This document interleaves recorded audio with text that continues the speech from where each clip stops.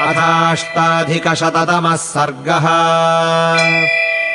आश्वासयन्तम् भरतम् जाबालिर्ब्राह्मणोत्तमः उवाच रामम् धर्मज्ञम् धर्मापेतमिदम् वचः।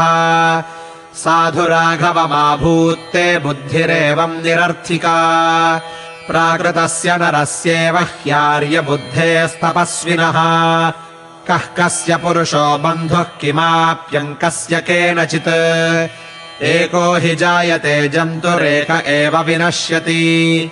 तस्मान्माता पिता चेति रामसज्जेतयो नरः उन्मत्त इव सज्ञेयो नास्ति कश्चिद्धि कस्यचित्।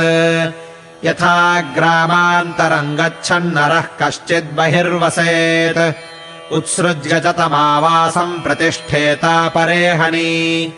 एवमेव मनुष्याणाम् पिता माता गृहम् वसु आवासमात्रम् काकुत्स्थसज्जम् तेनात्र सज्जनाः।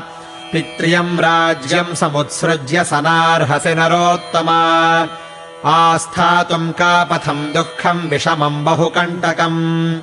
समृद्धायामयोध्यायामात्मानमभिषेचय एकवेणीधरा हित्वा नगरी सम्प्रतीक्षते।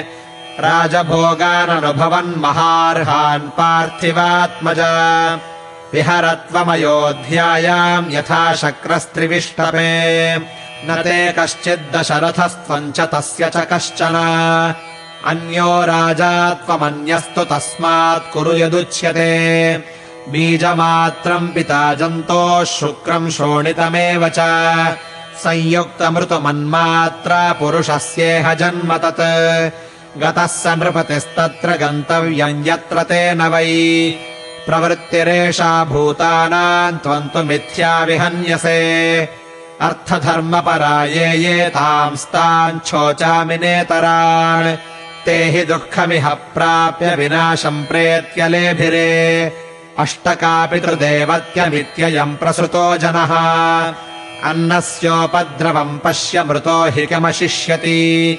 यदि भुक्तमिहान्येन देहमन्यस्य गच्छति दद्यात् प्रवसताम् श्राद्धम् न तत्पथ्यशनम् भवेत्।